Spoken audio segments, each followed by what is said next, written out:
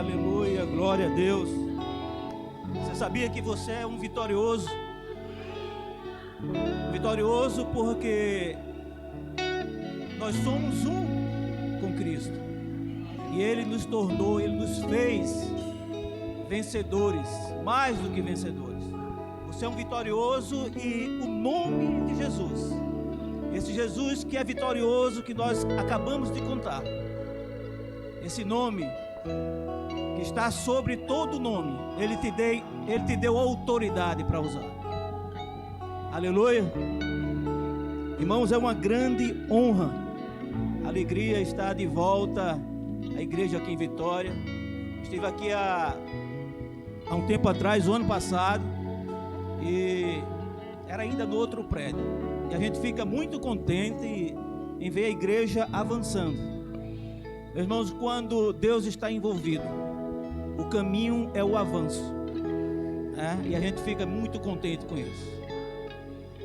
Quero agradecer ao pastor Cláudio, a irmã Neidinha, a sua equipe, pela forma honrosa, pela forma acolhedora que nos tem recebido aqui.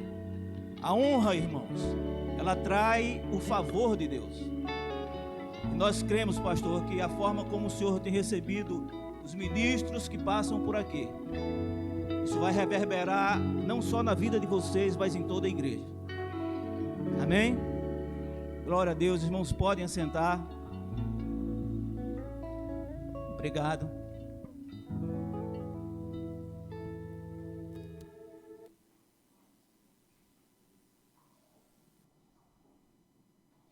Irmãos, a palavra do Senhor, o salmista diz que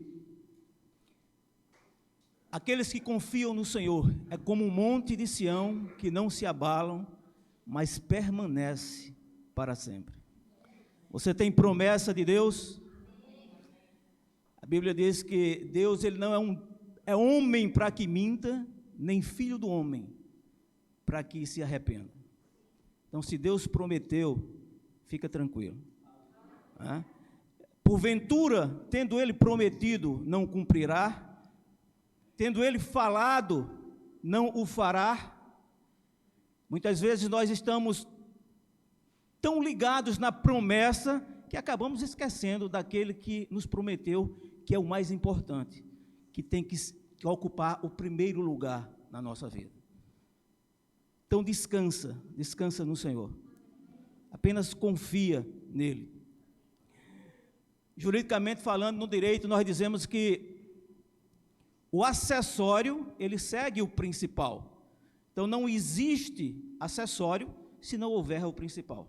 Não existe um direito se não houver uma lei que determina aquele direito. Então, a fonte de um direito está na lei. Trazendo isso para o lado espiritual, irmãos. Deus é a nossa fonte. Tudo que nós temos vem dele.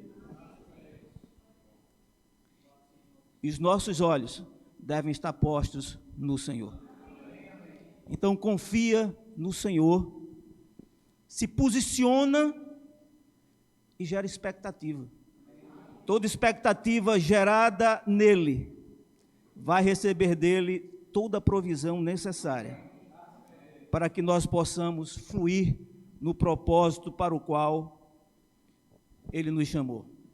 E quando eu falo gerar expectativa, eu não só falo apenas em gerar expectativa no culto. Gera expectativa no culto, sim. Porque uma palavra de Deus liberada num culto pode ser a resposta que você tem buscado há anos. Uma palavra, um rema de Deus na tua vida pode representar para você uma mudança completa da tua vida.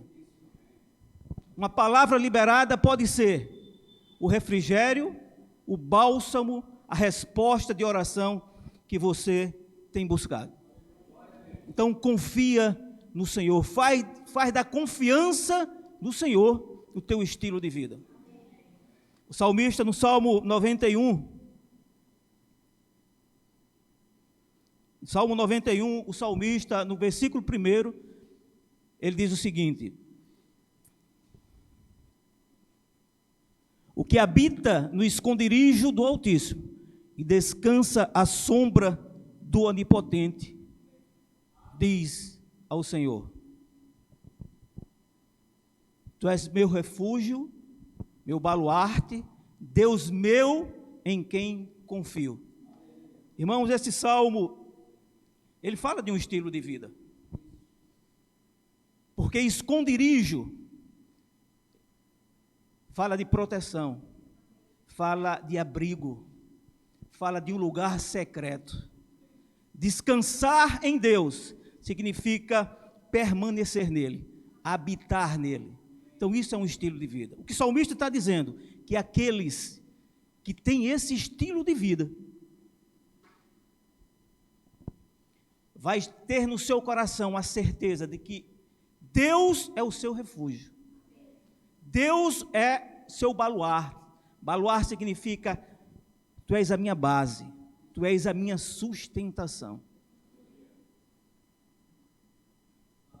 Viver um estilo de vida assim, vai dar a você a certeza de que Deus ele vai estar à tua frente em qualquer situação. Não importa as circunstâncias que estejam à tua volta, não importa aquilo que te aflija, você vai ter a certeza que esta luta não é tua, Deus vai pelejar por você.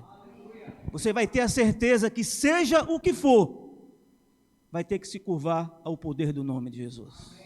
Então, esse estilo de vida, irmãos, vai dar a você essa certeza, essa garantia.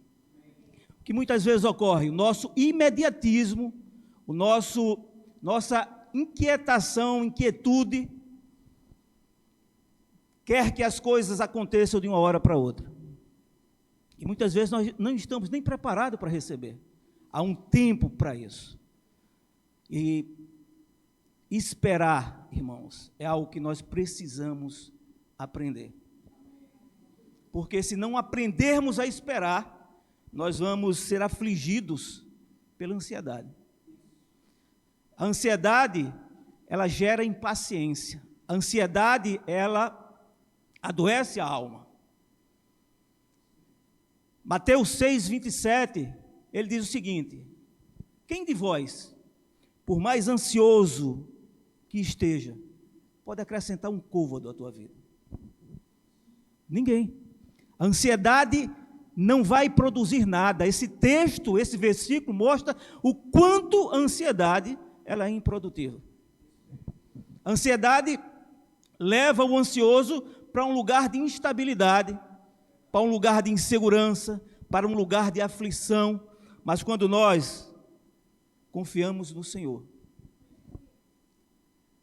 Ele nos leva para uma atmosfera de paz, de convicções, de certeza. Essa confiança precisa estar na nossa vida, permanecer em nossa vida, para que quando nos depararmos com as coisas que aí no mundo, está aí fora no mundo, que se contrapõem à nossa fé, nós possamos estar firmes no Senhor. Então confia no Senhor. Você já pensou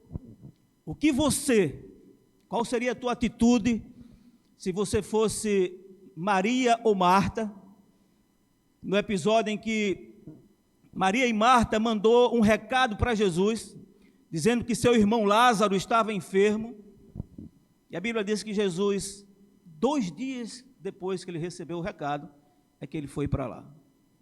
Imagino que Jesus levou algum tempo para chegar lá, porque quando ele chegou lá, a Bíblia diz que Lázaro havia morrido há 4 dias. Qual seria a sua atitude se você estivesse no lugar de Marta e Maria? Você iria receber Jesus na sua casa?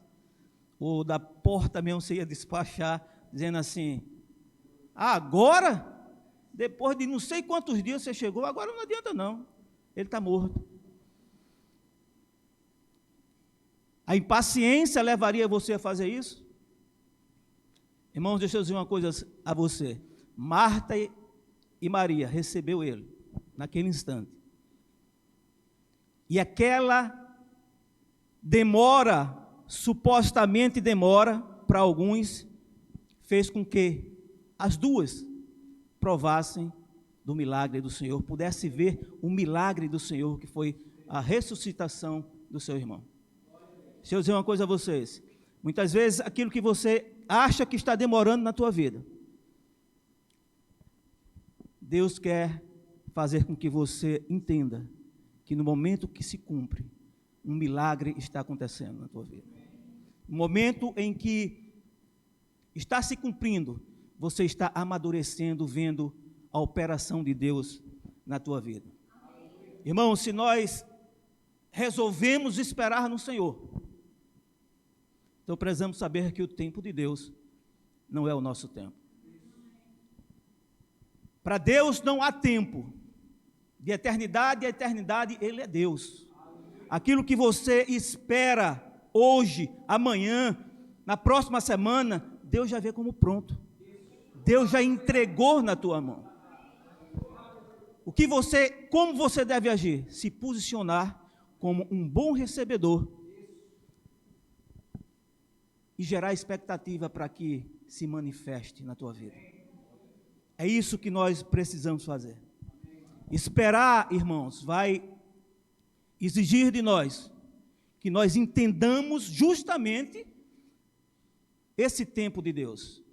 Porque se nós não entendermos, a espera pode gerar dúvidas, pode gerar questionamentos em você. A tua alma vai levar você a questionamento. Questionamento leva a dúvida, dúvida impede que a fé opere. Então, muitas vezes, vai ser necessário que você pegue a tua alma e coloque ela no lugar de submissão, porque senão ela vai atrapalhar aquilo que Deus quer fazer na tua vida. O tempo de Deus não é o nosso tempo. No momento que Ele opera, Ele vai operar de uma forma completa para ver o teu gozo e tua alegria completa. Acredite, irmãos, naquilo que Deus Ele tem falado a teu respeito. Se Deus diz que você é sarado, que você é curado, posicione-se nessa palavra. Eu não estou dizendo que a enfermidade não possa vir, não, porque a fé não nega o fato, mas a fé não se curva diante das circunstâncias. Se Deus diz a você que você é próspero, ande nessa prosperidade que a palavra diz que você é. Se Deus diz que você é mais que vencedor, ande de cabeça erguida. Eu não estou querendo dizer a você que os problemas não virão, as dificuldades não virão, as circunstâncias não virão. Não, não é isso. O que eu estou querendo dizer a você é que, como filho de Deus, você ande numa perspectiva de vitorioso. Eu já citei esse exemplo algumas vezes, talvez todos vocês conheçam. Quantos de nós já não colocamos água para ferver? Talvez muitos de vocês conheçam aí, talvez alguns não conheçam. Quantos de nós não chegamos lá na cozinha e colocamos água para ferver lá no fogão, ou colocamos água no congelador para virar gelo? Acho que todos nós. Mas quando você faz isso, você fica ao lado do fogão, questionando se a água vai ferver ou não, ferve ou não ferve. Você fica questionando isso? Não. Você fica na porta da geladeira perguntando, será que vai virar gelo? Não, você não fica. Porque foram princípios estabelecidos na tua mente. Verdades que foram estabelecidas na tua mente. Você foi ensinado que a água acima de 0 grau, acima de 100 graus, ela vai ferver. Abaixo de 0 grau, ela vai sair do estado líquido para o estado sólido, ela vai virar gelo. Então, do momento em que você acende o fogo até a água ferver, não gera nenhum momento de incredulidade. Nada, porque isso foi estabelecido. Agora, você já pensou? Porque nós cremos nesses princípios, da física, da química, da matemática e tantos outros princípios, e muitas vezes duvidamos daquilo que a palavra diz a nosso respeito. A palavra que é imutável, a palavra que é uma verdade absoluta. Você já pensou nisso? Sabe o que acontece, irmãos? É que nesses casos citados da água, do gelo e tantas outras coisas, a nossa alma, ela se rendeu àquilo ali. Ela se rendeu porque ela viu acontecer.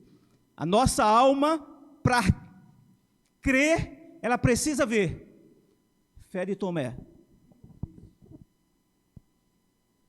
Mas em relação ao que Deus diz a nosso respeito, a nossa alma ainda está levando vantagem sobre o nosso espírito. Ela ainda está assumindo a direção, porque o nosso espírito precisa ser fortalecido. Então, a forma de nós mudarmos isso, de reverter esse quadro, é alimentar o nosso espírito. De que forma? Lendo a palavra, sacudindo essas verdades para dentro de você.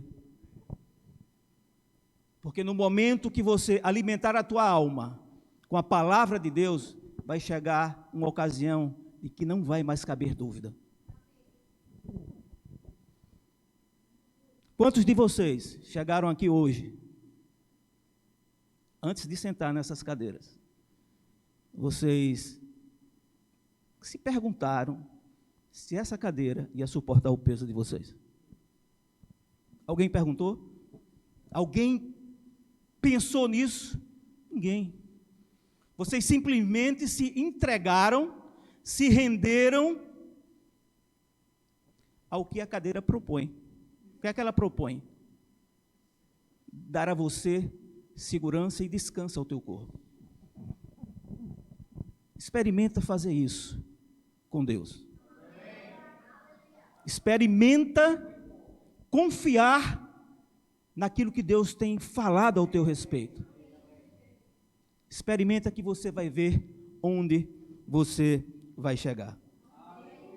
Sabe qual é o grande problema às vezes? É porque nós estamos caminhando pelo que estamos vendo, pelos nossos sentimentos, quando Deus ele nos chamou para caminhar pela fé. E é preciso que essas verdades sejam estabelecidas em nós. Hebreus 2:1, a palavra do Senhor diz assim: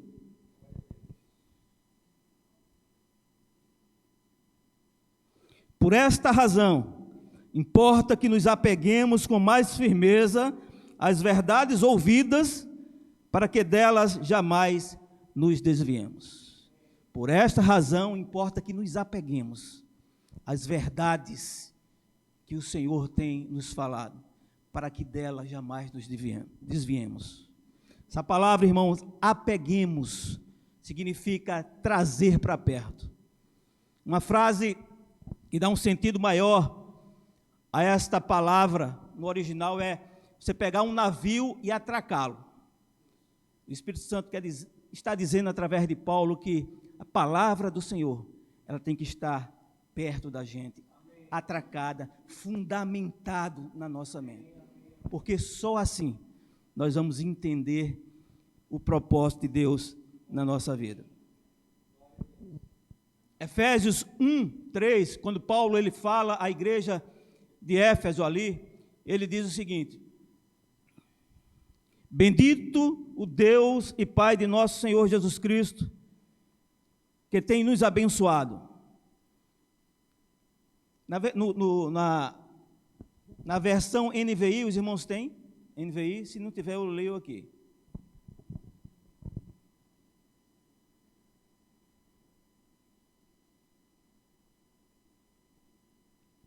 Chegou?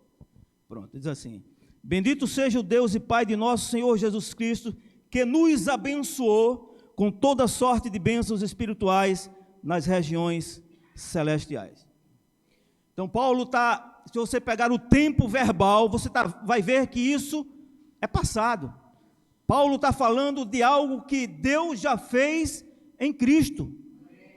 É um fato consumado, mas é um fato consumado que exige posicionamento meu e teu no momento, no presente.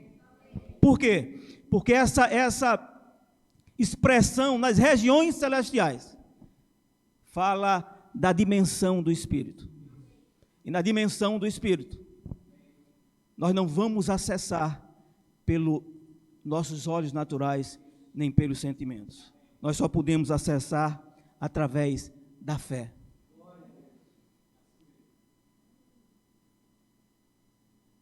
Hebreus 11:1 define fé como a certeza, a convicção de coisas que se esperam e que a gente não vê. Diz assim: ora, a fé é a certeza daquilo que esperamos e a prova das coisas que não vemos. Essa palavra certeza significa fundamentado na nossa mente. Essa palavra certeza significa segurança, confiança. Onde é que nós vamos encontrar a fé? Na palavra. Então, a fé vai ser extraído da palavra de Deus. Em outras palavras, na palavra de Deus há um fundamento sólido que vai desenvolver a nossa fé e vai nos dar a certeza de que tudo quanto nós esperamos por fé vai acontecer. E você só pode extrair essa certeza da palavra do Senhor. Mas para que tenhamos essa certeza, nós precisamos estar nele, fundamentado nele. Jesus, lá no Evangelho de João, ele se apresenta como a videira verdadeira. Vocês estão ouvindo bem? Estão ouvindo bem? Jesus diz assim: olha, eu sou a videira verdadeira e o meu pai o agricultor. E nesse versículo, ou parte desse versículo, Jesus nos ensina duas coisas. Primeiro, quando ele se identifica como a videira verdadeira, ele está dizendo que existe videiras que não representam a verdade. E cabe a mim e a você discernirmos o que está chegando nos nossos ouvidos, aos nossos conhecimentos, é ou não da parte de Deus. É ou não um sopro do Espírito. É ou não vindo da videira verdadeira que é Jesus. O apóstolo Paulo, lá em 1 Coríntios, acho que 14:10, ele fala de que há muitas vozes no mundo e todas elas têm um significado. Que voz nós estamos ouvindo?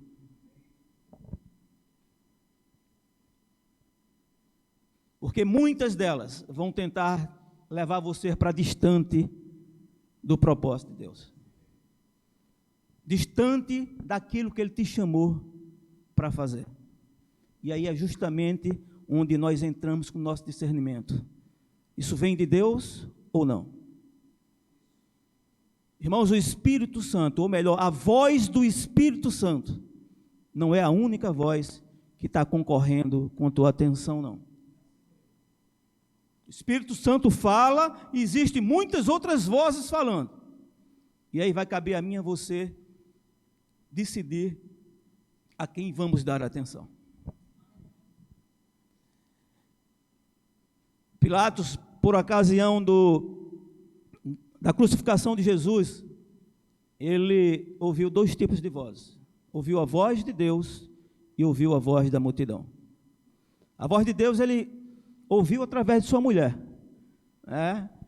A mulher teve um sonho, chegou para ele: olha, eu tive um sonho, e no sonho era para que você não se metesse com esse justo, com Jesus. A voz de Deus vem através de um conselho, vem muitas vezes através de um dom, através de uma palavra. A voz da multidão não, a voz da multidão ela pressiona, como pressionou Pilatos. Se você não soltar Jesus, ou se você não soltar Barrabás, você não ama a César. Então, precisamos, irmãos, atentarmos para as vozes que nós estamos ouvindo, vem ou não de Deus. Precisamos ser sensível à voz do Espírito Santo. A segunda mensagem que o Senhor passa para nós nesse versículo é que se nós estivermos nele e nele permanecermos, o agricultor, que é o Pai, que é Deus, não vai te deixar faltar absolutamente nada. Precisamos estar nele, fundamentado nele. Jesus fala na parábola dos dois fundamentos, ele fala de dois homens, né, e fala da importância, ele mostra ali a importância do que é estar bem fundamentado. Lucas 6, no versículo 46, eu vou ler para vocês, se os irmãos quiserem acompanhar, mas a Bíblia diz assim, Lucas 6, 46. Irmãos, pode botar na revista atualizada. Porque me chamais Senhor, Senhor, e não fazei o que vos mando. Esse é o versículo 46. 47. Todo aquele que vem a mim e ouve as minhas palavras e as pratica, eu vos mostrarei a quem é semelhante. 48 diz assim, é semelhante a um homem que, edificando uma casa, cavou, abriu profunda vala e lançou o alicerce sobre a rocha.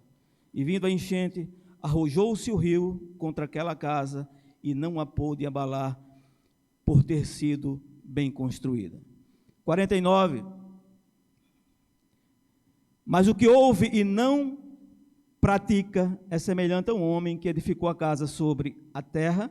Tem algumas versões que diz que é sobre a areia, sem alicerce, e arrojando-se o rio contra ela, logo desabou, e aconteceu que foi grande a ruína daquela casa. O Senhor tem alguns ensinamentos para a gente aí, irmãos, porque obviamente Deus está falando de duas pessoas que tinham a mesma função, que era construir uma casa, pessoas que passaram pelas mesmas dificuldades, tanto durante a construção, quanto depois da construção. Mas a Bíblia diz que um teve o sucesso e o outro não. Interessante que a gente vai ver o insucesso de uma casa só no momento em que uma circunstância maior, uma dificuldade maior, ela se apresentou. E é justamente naquele momento que ela não conseguiu ficar de pé.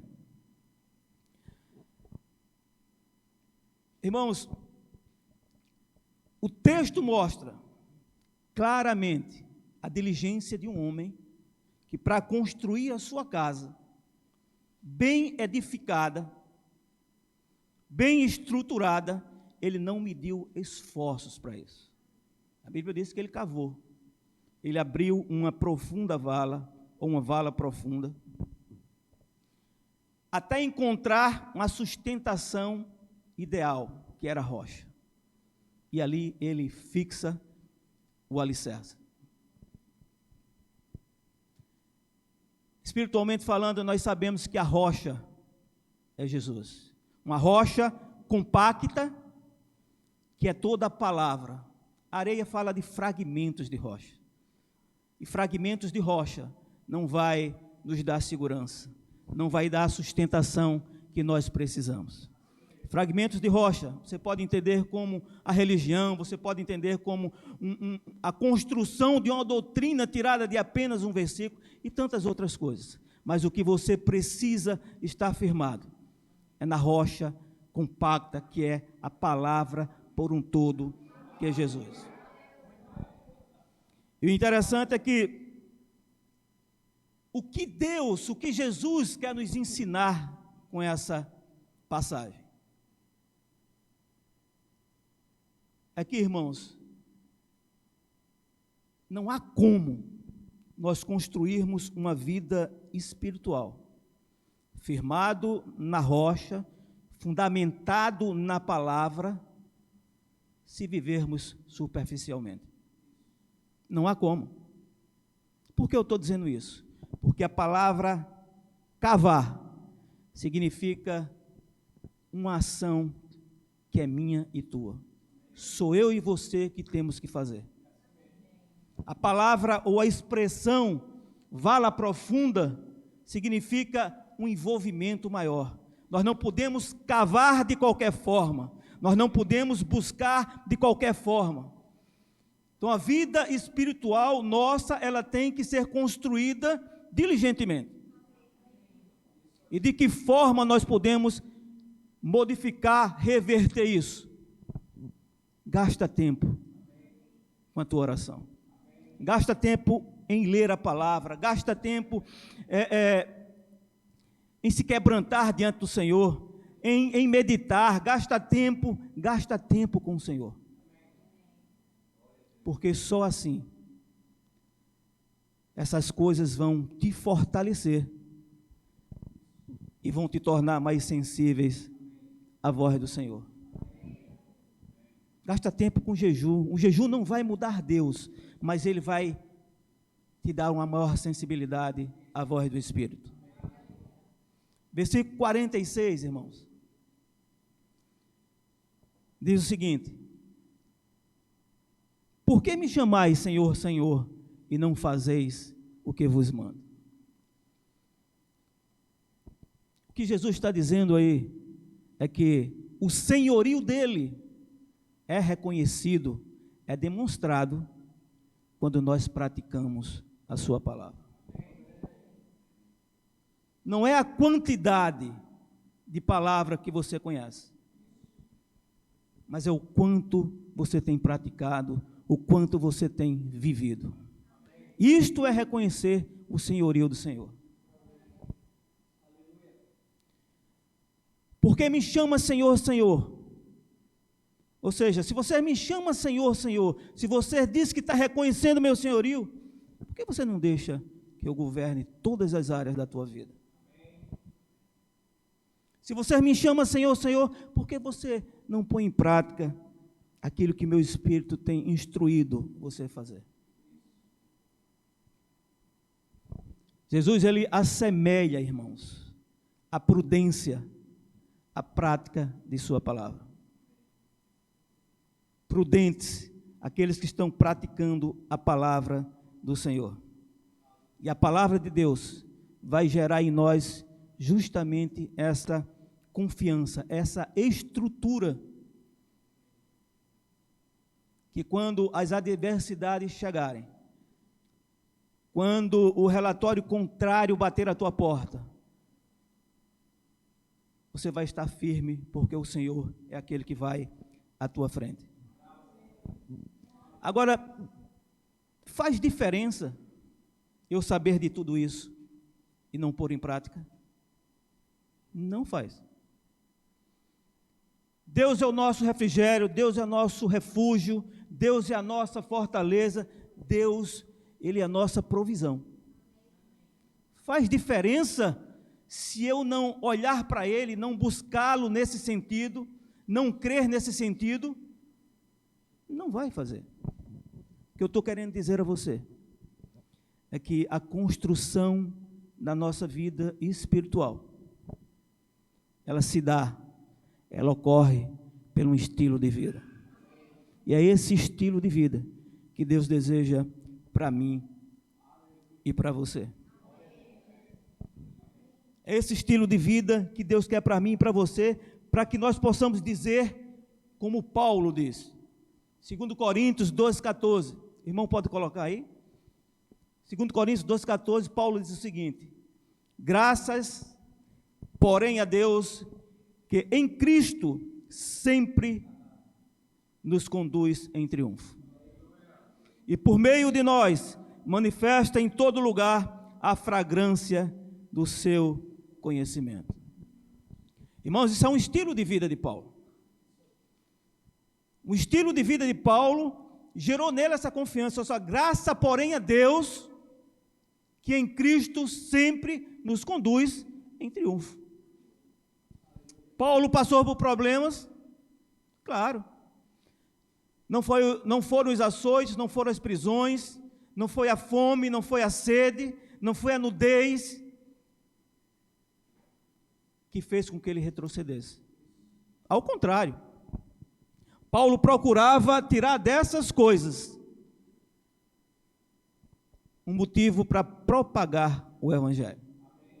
Então foi a fidelidade de Paulo, foi a visão de reino que ele teve, que atraiu o poder de Deus para a sua vida, a ponto dele dizer assim: olha, eu sei em quem eu tenho crido. Em Cristo Jesus, eu sempre serei conduzido em triunfo. Mesmo que a sua alma muitas vezes quisesse pensar o contrário, mas ele sabia em quem estava crendo, sabia que era poderoso para guardar o seu depósito até o dia final. É isso que o Senhor quer para mim e para você. Esse estilo de vida, essa confiança. Na parte B desse versículo, Paulo vai dizer como Deus ele nos vê. A parte B ele diz o seguinte, irmão, pode colocar? Parte B ele diz o seguinte: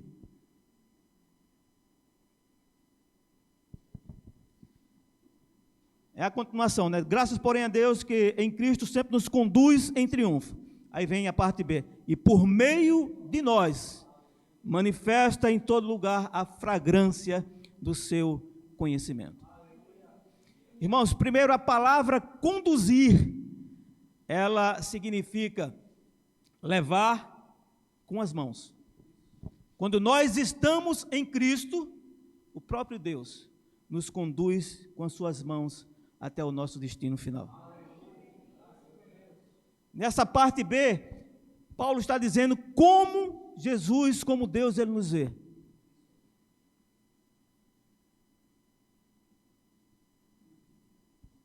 E por meio de nós, manifesta em todo lugar a fragrância do seu conhecimento.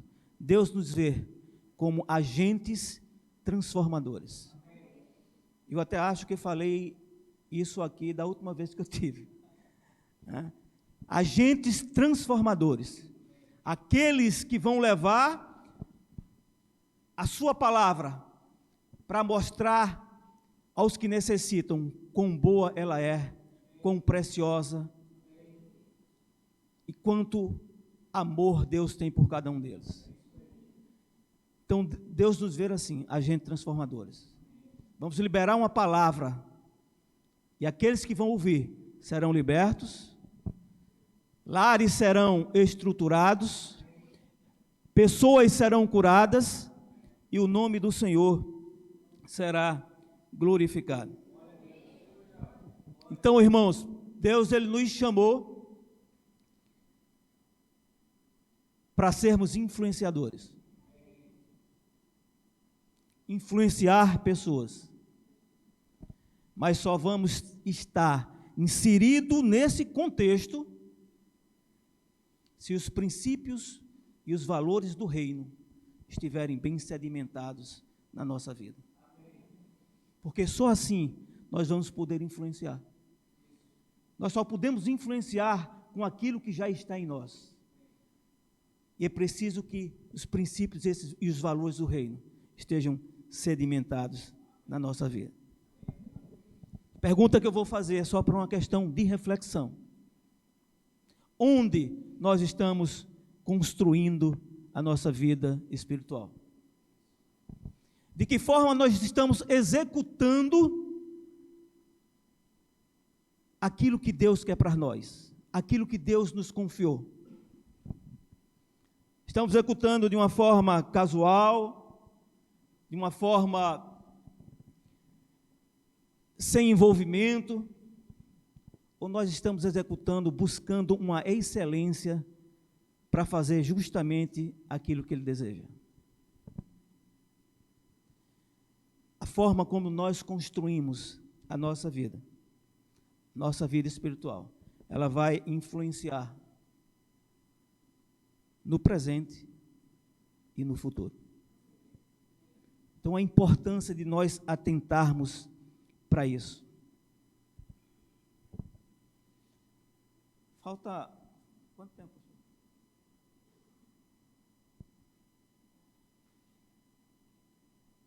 Tá bom.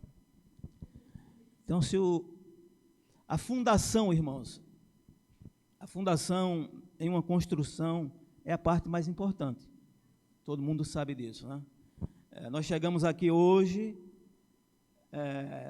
estamos bem acomodados, sentados,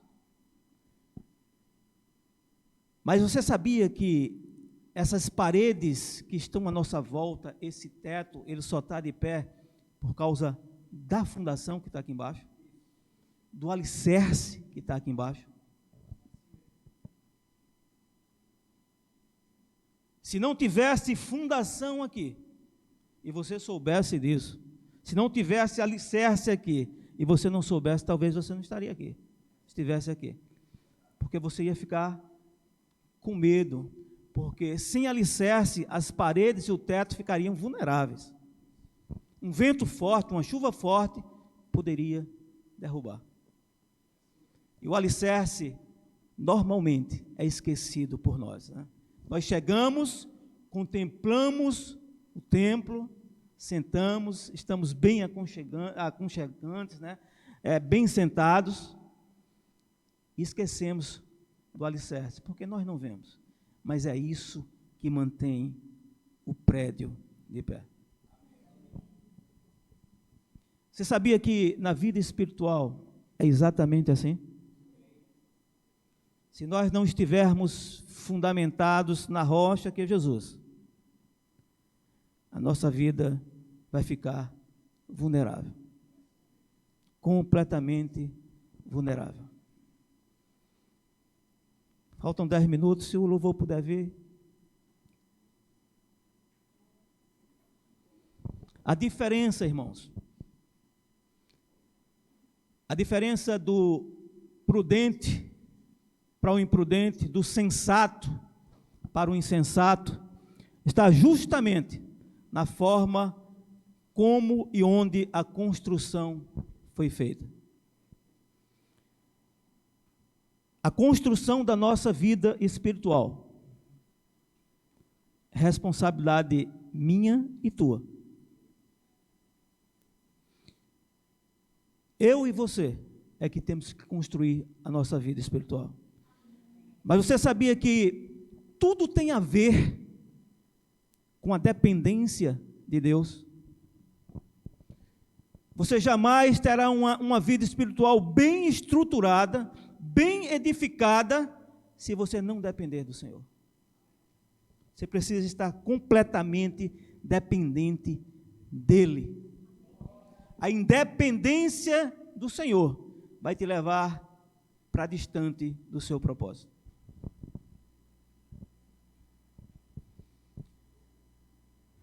O pastor Edmilson Nunes, da Verbo da Vida, lá de Pedra de Guaratiba, Rio de Janeiro, o livro dele que é Vencedores Improváveis, se eu não me engano, ele tem uma frase que ele fala da independência.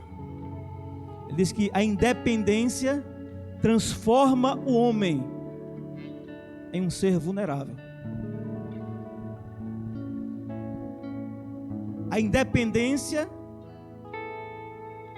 é um diploma que a vaidade entrega ao autossuficiente. Aí ele diz que a vaidade é um professor insano. Ou seja, a vaidade não tem nada para nos dar. A independência não tem nada para nos dar em termos de edificação. Precisamos sim sermos dependentes do Senhor. Se eu dizer uma coisa a você, há um novo de Deus para a tua vida. Mas para que o novo de Deus se estabeleça,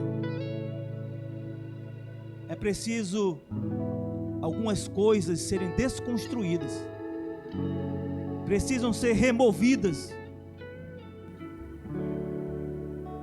para que o novo se estabeleça. Deus chegou para Samuel e disse: Samuel, eu rejeitei Saul e já levantei um novo rei. Vai à casa de Jessé para ungir esse rei. Mas a Bíblia fala que Saul era um homem belo, era um homem alto. A Bíblia diz que os homens, os rapazes mais altos de Israel batiam no ombro dele. Certamente Samuel deve ter estabelecido um padrão olhando para Saul em relação ao estereótipo dele, em relação ao que Saul era em termos de beleza, em termos de altura. E quando ele vai à casa de Jessé, Jessé apresenta o seu filho mais vistoso. E Samuel diz: é esse. O Senhor disse: não, não é. Aí vem um próximo. Aí Samuel diz: é esse? O Senhor disse: não. Samuel, o homem vê a aparência, mas eu vejo o coração. Chega um momento que ele pergunta a Jessé: acabaram os seus filhos? Ele disse: não, tem um que está apacentando as ovelhas. Manda chamá-lo, porque de forma alguma sentaremos na mesa sem que ele esteja aqui. E Davi é chamado, e quando Davi entra, o Senhor disse: é esse aí, pode ungir.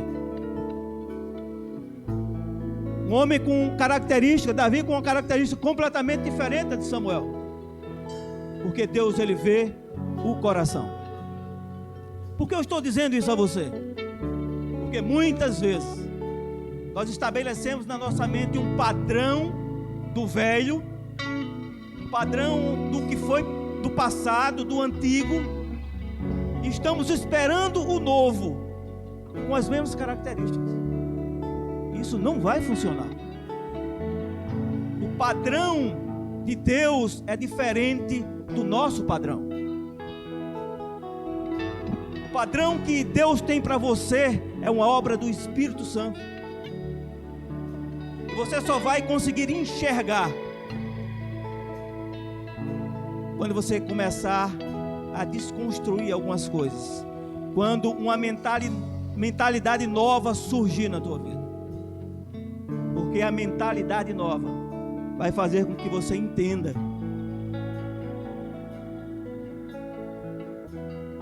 e seja sensível à voz do Espírito. Entenda o que Deus quer fazer na tua vida através dela, e vai te tornar mais sensível à voz do Espírito.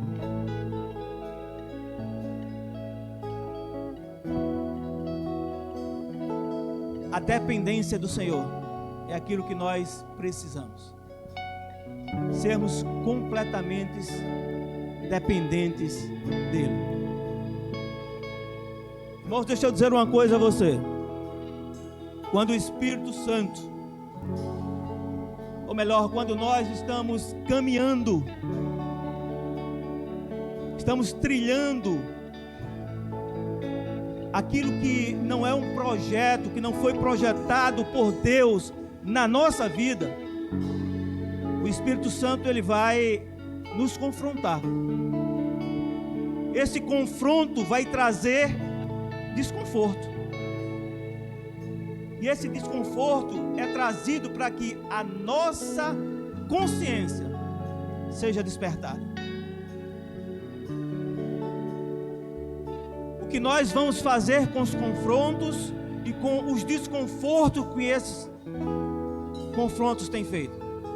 Se nós ignorarmos aquilo que o Espírito Santo tem falado, nós estamos rejeitando um crescimento na área que o Espírito Santo tem tratado conosco. E se nós fizermos isso, vamos estar assumindo uma posição de independente. E não é isso que o Senhor tem para mim e para você.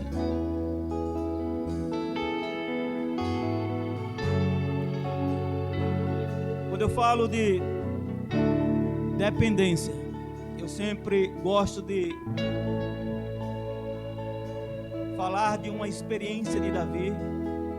Um texto que depois os irmãos podem ler, está em 1 Samuel 23,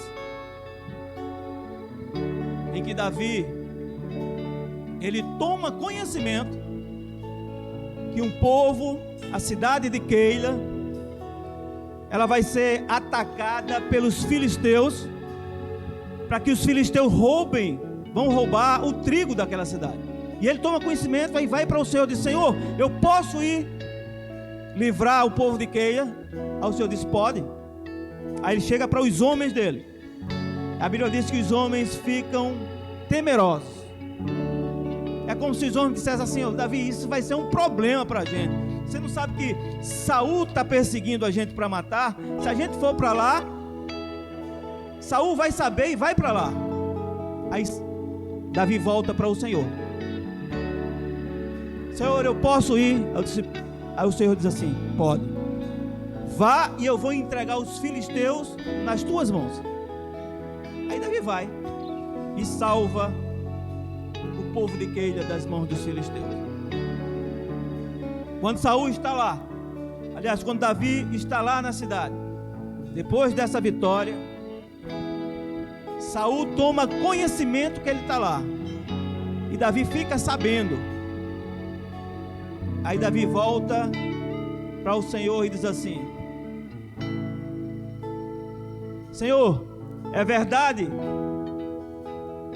que Saul está vindo? Aí o Senhor diz: é verdade. E o povo de Keila? Aí o Senhor diz a ele: ele vai te entregar nas mãos de Saul. Ou seja, vai embora daí, Davi. Por que eu estou dizendo isso a você? Porque, humanamente falando, se Davi acaba de livrar um povo de uma situação difícil, a atitude dele, naturalmente falando, é confiar naquele povo. Olha, na hora que o inimigo chegar aqui, eu tenho certeza que esse povo vai estar do meu lado. Eu acabei de livrar ele. Mas a dependência de Davi fez com que ele voltasse para o Senhor e dissesse: Senhor, Saul está vindo, tá. E o povo de Keila? O Senhor disse: olha, vai te entregar, vai embora. Tudo começou com uma consulta ao Senhor: Senhor, eu posso ir? Você vai. No momento que uma situação se aparentava boa, ele poderia imaginar que era uma situação boa para ele, porque ele tinha acabado de ajudar o povo. A dependência dele fez com que ele consultasse ao Senhor. Começou com uma consulta e terminou com uma consulta. Envolva Deus na tua vida. Em tudo que você for fazer, envolva o Senhor. Pergunte ao Senhor: Senhor, eu posso fazer? Senhor, o Senhor está nisso aqui? Senhor, qual é a tua direção para isso aqui? Envolva o Senhor. Se você, quando nós envolvemos o Espírito Santo nos nossos planos e nos nossos projetos, haverá sempre uma sucessão de respostas favoráveis. Ainda que essa resposta seja um não, que você não entenda naquele momento, mas dias depois você vai saber, olha, o não do Senhor foi a expressão do seu amor para comigo. O não do Senhor foi um livramento. Então coloca diante do Senhor tudo quanto você tem para fazer. Seja dependente dele. Deus, ele tem nos chamado para um momento de dependência. sobretudo nesse tempo que nós estamos vivendo. Aquele momento em que nós somos dependentes dele, somos sensíveis à sua voz. Há um povo aí fora que precisa ser alcançado, e só serão alcançados por nós se nós vivermos na dependência do Senhor, seguindo as instruções do Senhor, porque esse é o propósito. Paulo falando para Timóteo, ele diz assim: Timóteo, nos últimos dias sobrevirão tempos difíceis. São dias que a minha oração e a tua não vai mudar. O Espírito Santo está dizendo assim, enfaticamente, que vai acontecer. E que dias são esses? Quais são as características desses dias? Ele começa a citar uma sociedade, característica de uma sociedade distante de Deus.